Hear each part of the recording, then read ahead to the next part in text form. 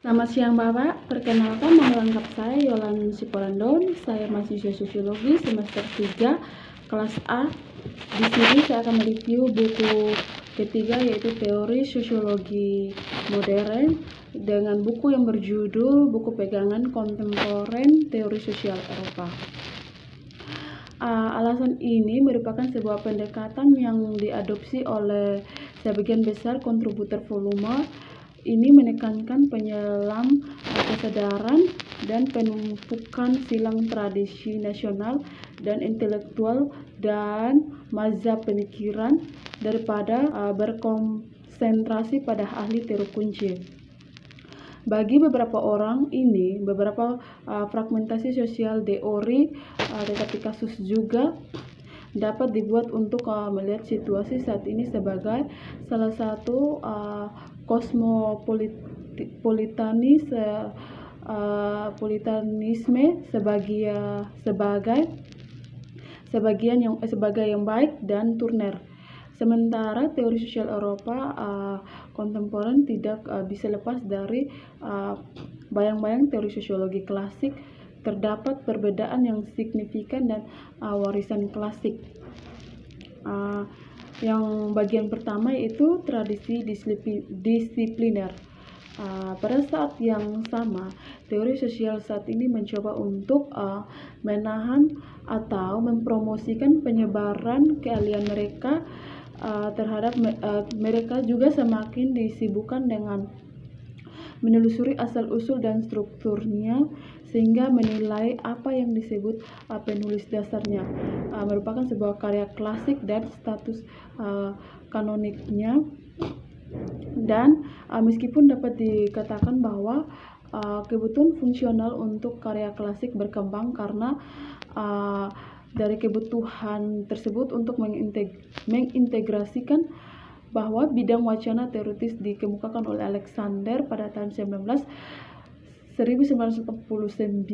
merupakan sebuah abadi kembali ke sumber pemikiran sosial tidak selalu didorong oleh kepentingan pribadi profesional atau kebutuhan akan legitimasi ilmiah. Pendiri klasik dan kanon di pembentukan teori sosial. Bahkan ketika warisan teori sosial di bidang dibingkai dalam istilah pendiri klasik atau kanon siklus merupakan sebuah generasi dan tahapannya juga harus dibedakan dan dijelaskan untuk sebagian besar teori sosial Eropa modern. Mungkin secara longgar dicirikan sebagai seorang intelektual respon terhadap perselisihan politik di Eropa, terutama peristiwa revolusioner dan konflik militer yang dapat melibatkan Prancis dan Jerman, yang kemudian melakukannya perjalanan atau berimigrasi berbahasa Inggris Barat dan rumah dalam konteks non-Barat. Teori sosial dan ilmu sosial. Awalnya, alokasi peran sentral teori bertepatan dengan datangnya zaman generasi emas teori sosial Eropa, dan saya juga mengacu pada generasi intelektual dan akademis. Ini lahirnya di interbellum, termasuk misalnya Pierre Bourdieu, Nicolas Luhmann, Georges dan Michael Foucault dan Anthony Ginger. Kondisi di mana yang mereka bekerja sebagian menjelaskan bahwa peran sentral dan pekerjaan mereka pertama mereka saja pada masa perluasan pendidikan tinggi, masa juga di mana ilmu sosial juga secara khusus sangat berkembang dengan ilmu sosial baru seperti gender dan studi media yang sangat muncul di tempat kejadian, dan mereka yang sudah ada menjadi lebih kuat. Teori sosial dan filsafat politik.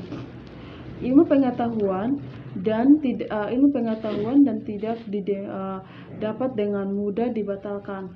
Mengingat pengamatan ini tetap sangat penting untuk tanyakan apa sebenarnya sifat dan perpecahan dengan filsafat yang melahirkan ilmu sosial, apa yang menyebabkan dan apa yang menjadi konsekuensinya.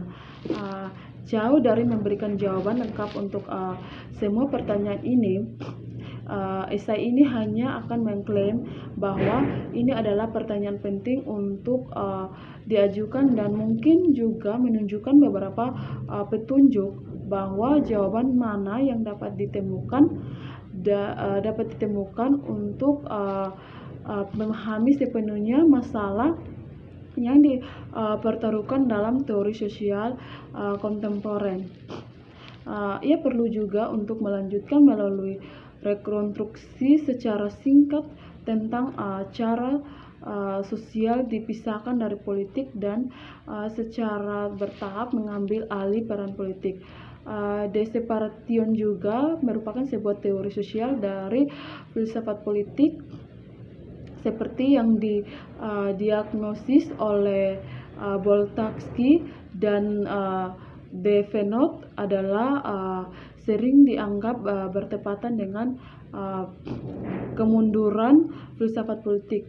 Jika memang demikian, maka akan lebih tepat untuk mengatakan bahwa ilmu sosial adalah cara untuk memecahkan masalah politik dengan cara lain selain filsafat, karena masalah politik tidak akan hilang. Melihat lebih dekat, sesungguhnya yang terjadi bukanlah lenyapnya filsafat politik, melainkan keberpihakan suatu bentuk teori politik tertentu dengan liberalisme individualis pada intinya, dengan pemerintahan nokratis ilmu sosial. Kombinasi gender seperti itu menguasai masyarakat sosial di dunia politik selama sebagian besar periode pasca kedua. Jika ada tanda-tanda hari ini bahwa akhirnya pemerintah itu tercapai, sekarang saatnya untuk memahami bagaimana modus pemerintahannya. Berikut teori dan teologi sosial. Esai ini mensurvei bahwa perkembangan dengan pertama-tama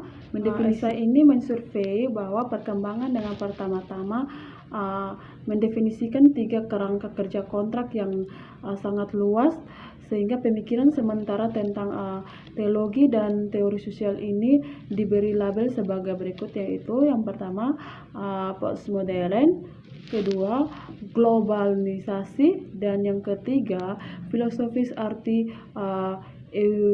eurosentrisme.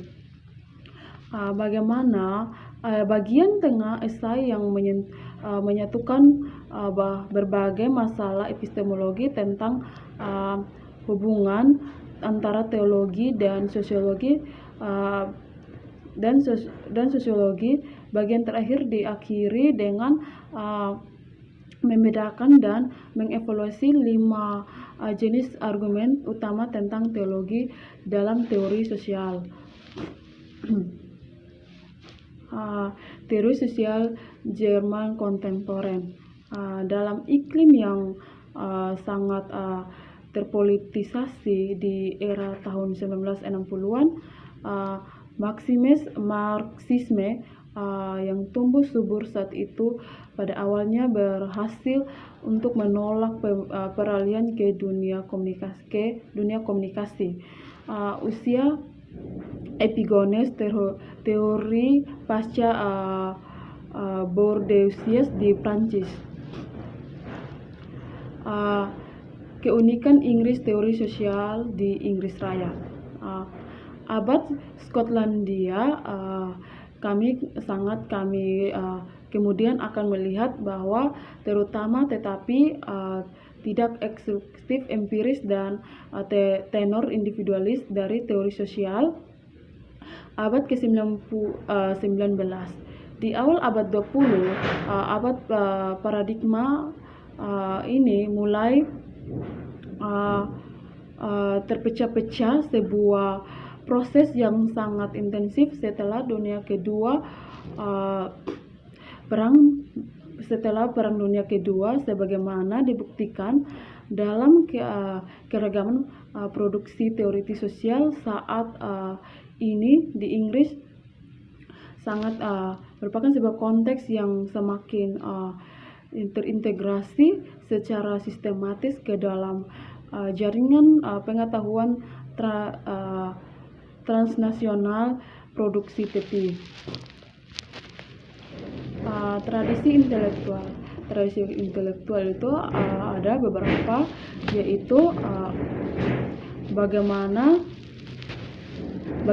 cara mengkritik atau konvergen dan divergen jalur dalam teori kritis masyarakat.